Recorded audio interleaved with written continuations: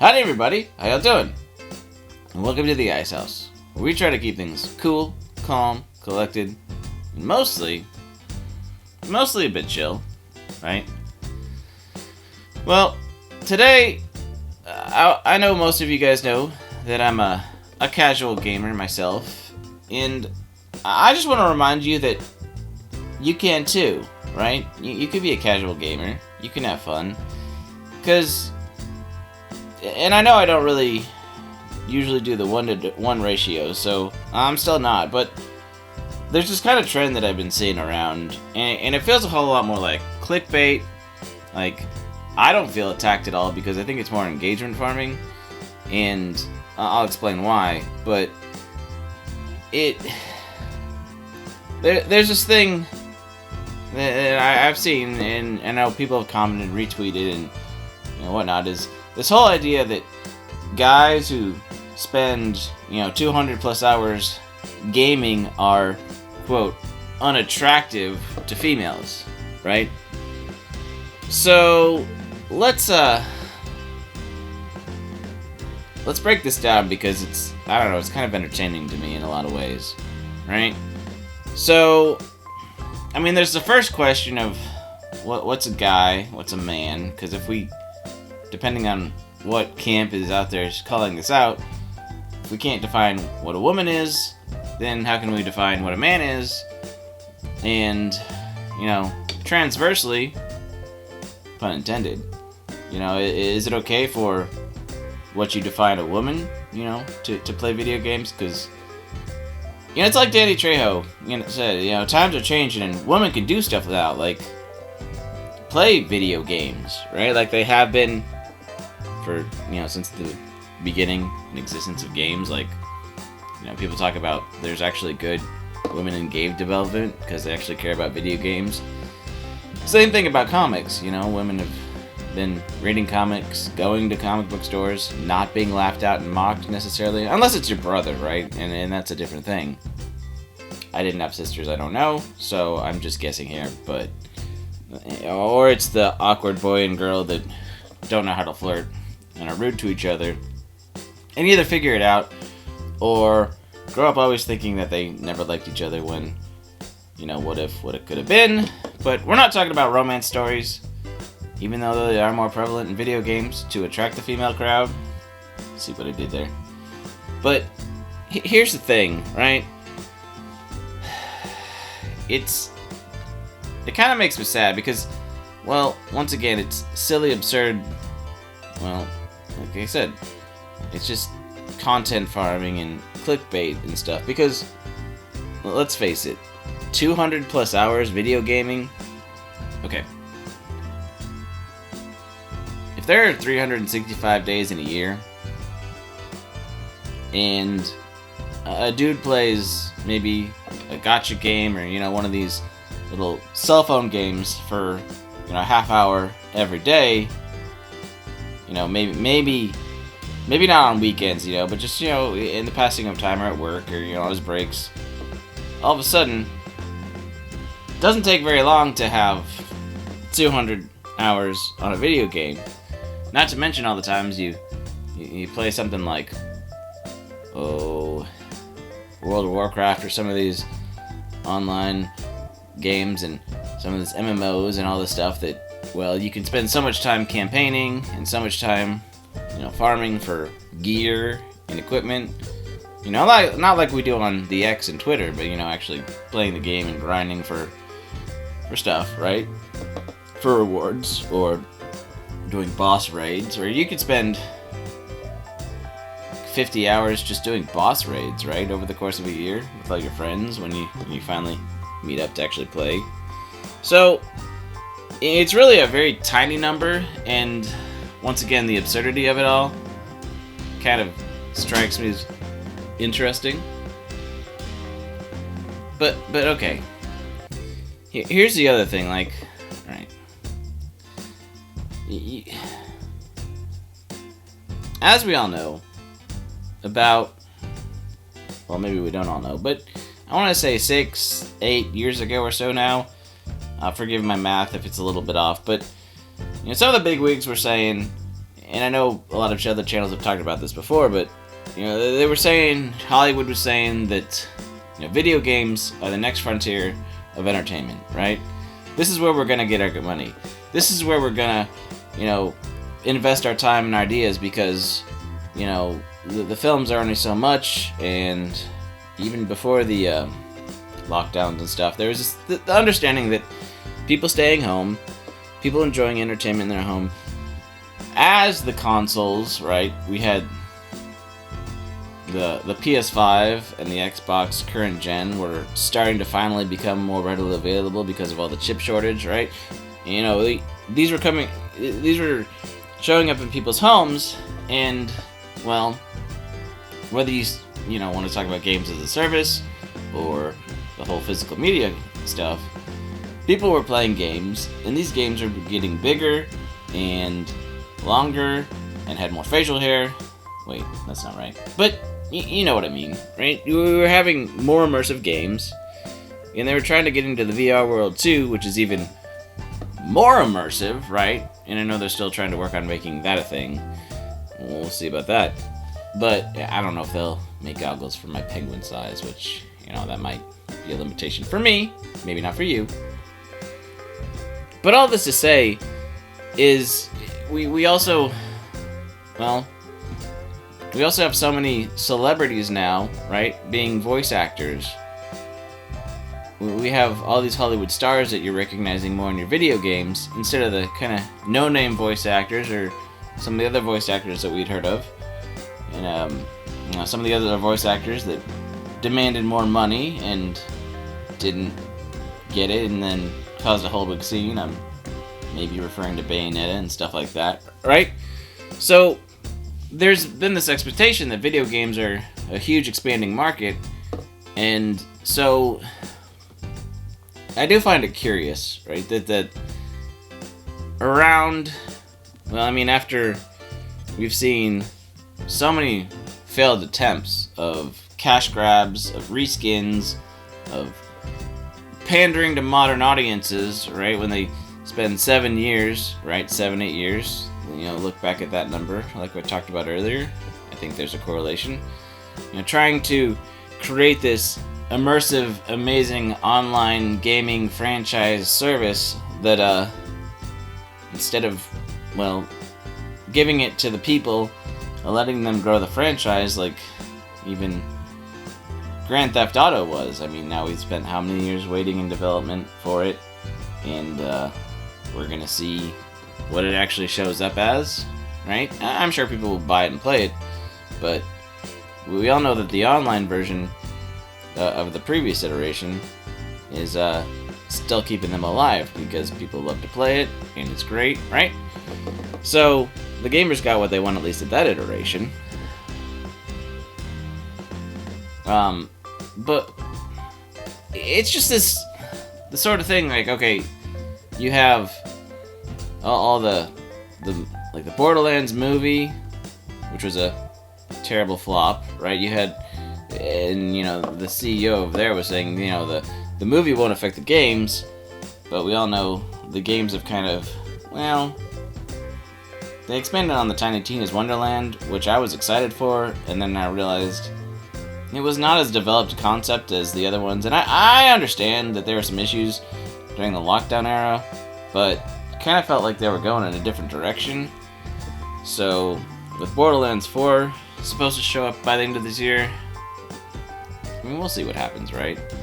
When I was talking about, how many hours that 200 hours is, right, playing video games, think of all the people who play, Fortnite or now Marvel Rivals. There's probably people who already have 200 hours in Marvel Rivals, and it's only been out for like 3 months. So, once again, these are kind of silly, preposterous numbers.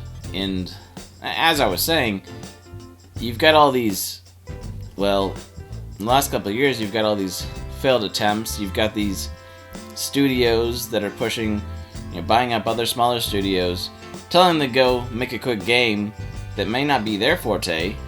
I'm thinking of Redfall and some of those guys that actually were decent developers, but I'm not going to go into the whole story, but, you know, they're not the only ones who basically had a niche, however you want to say it, and they were told to go outside of that, and then given deadlines, and then when it didn't go well, they were abandoned by the parent company, right, as a loss. So it's been this weird sort of, well, you didn't cut the mustard, so bye.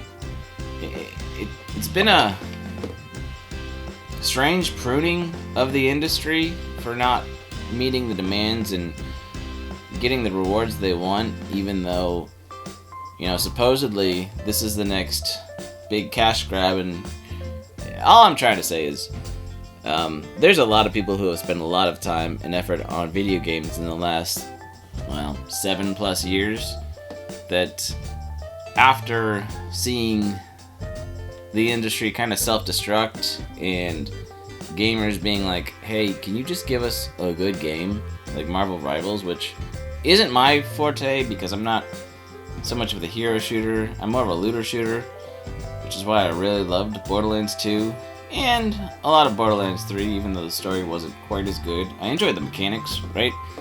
So I just want to get a good game that I can be immersed in, because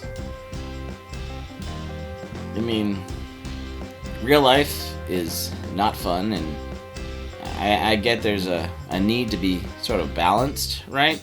Sort of like balance responsibility and balance everyday life and all that stuff that sometimes we're not great at. But the escape also helps reset, and that's why gaming has been such a, well, prominent thing for so long. I mean, it's not just video games, it's board games, which I feel have not been in the spotlight the way they were maybe 20 years ago when we had Settlers of Catan and a lot of those German manufactured games that are really good and really clever. And then they started getting with the end game that you have to jump through 5 different hoops, and some of them got really complicated, which I know there's some hardcore board gamers out there that love it. But there were sometimes it's like I thought I was playing the game right, but I didn't score any points, so I lost the game, so I was confused. And I mean, sometimes you want something between in-depth and simple enough that anybody else can pick it up along the way, right?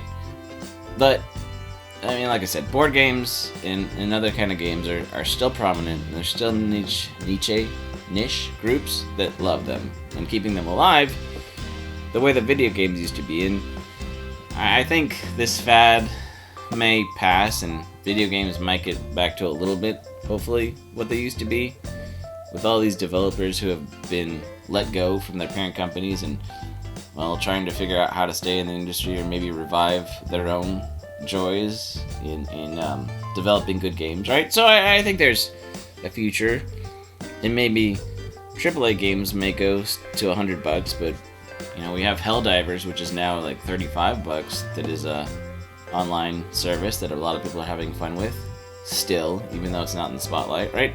So it's all not all dim and dull, but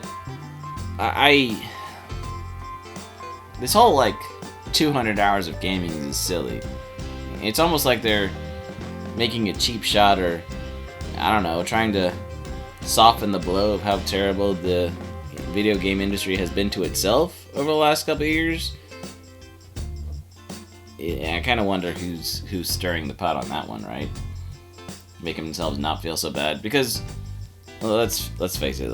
Let's go back to the gender issues on video games, because, like I said before, there's video games that are targeted more at women and have the romance options and have the well, you can romance any character and any gender and, right, appeal to the modern audiences. Like, all that stuff is out there.